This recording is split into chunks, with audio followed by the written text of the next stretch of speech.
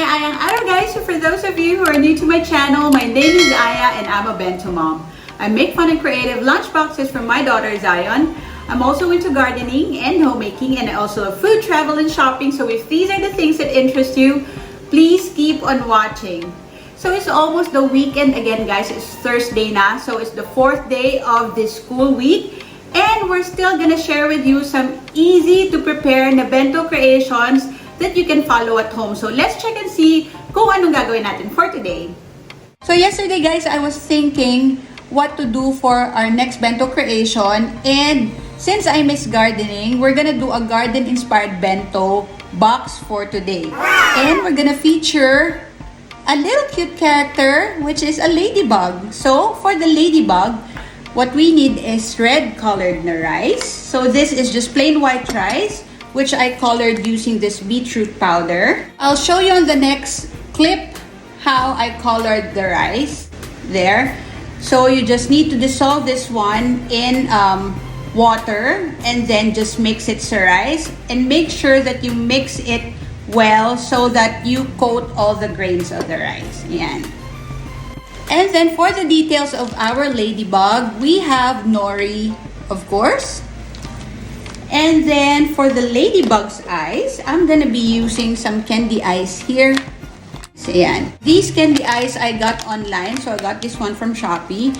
So again, this is something that you would want to invest on because this will make it easier for you to design some of your bento creations, right? But if you don't have candy eyes, you can still use nori for the ladybug's eyes. So that's it for our ladybug. And then for our side dishes, we have shredded fish here. And then we have homemade na puto there, which I already cut into flowers. This is the cutter that I used there.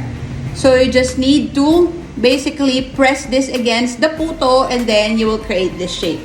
And for our veggies, I've got a few pieces of cucumber here, which I also cut into flower shapes using this food cutter.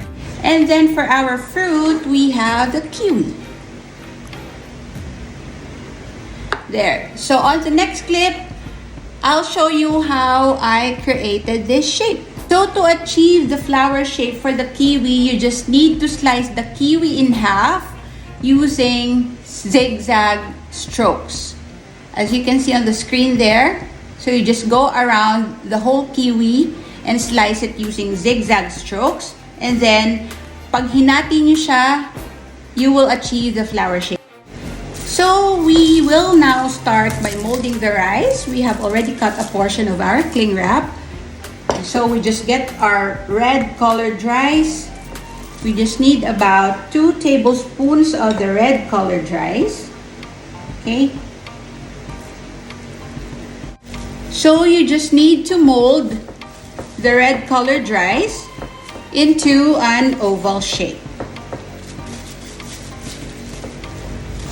Okay. So like this. Oval or oblong or egg shape. There. And then once you have this shape, then we can now start cutting the details using nori. So using a small portion of your nori sheet, you just need to cut a half circle like this. And then you need to cut 1 straight line like this. Lastly, you need to cut 4 circle shapes. So just fold your nori there and then fold it again here. Then cut it into a circle shape. So because you folded it twice, you will achieve 4 circles in one cutting. So this is everything that you need for the ladybug. So 4 small circles, 1 straight line, and 1 half circle or semicircle na shape. Okay? So we'll now put the nori here sa ating molded na red rice.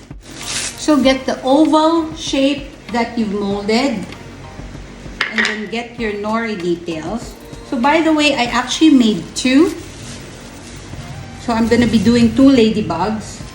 And we'll now open the molded rice. There. And then the first thing that we need to put is the straight line. So there, you just have to put it across your molded rice, and then we'll now get the semicircle na shape, and then just put it here. And then you need to get the circle shapes. And then here, there.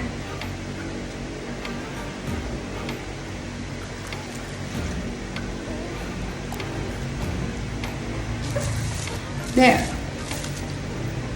And then we'll use the candy ice here para sa ice ng ating ladybug later. Okay? So we'll do the same for the other molded rice.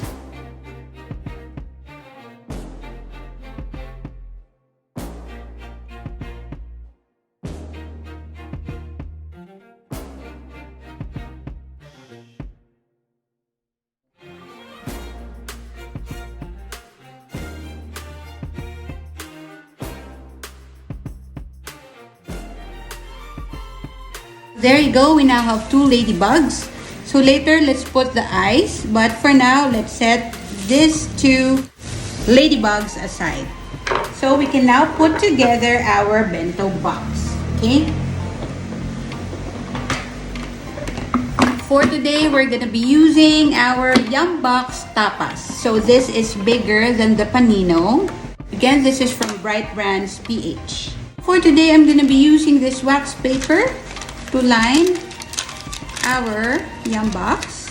Again, if you don't want to line your bento box, that's fine. And then we'll put our side dishes. So here in the middle, first we'll put our kiwi. We'll now put our fish here. And here, just on the side, we'll put the slices of cucumber. Then for this side, we'll put our homemade PUTO. There. This was steamed using rice cooker. So it's just very easy to make. And then on this side, we will put our molded na ladybug. So unwrap them from the cling wrap. And then one here, and then put the other one here.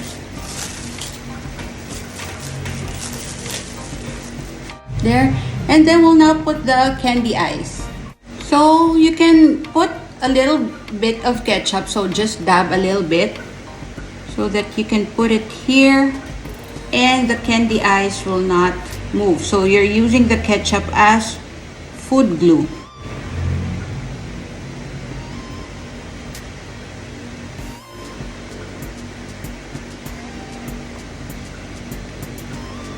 So here, it's just plain as this. I didn't put bento picks anymore because we've already cut the food items into flower shapes. So this is our finished product. So that's it, guys, for our garden-inspired na bento creation for today.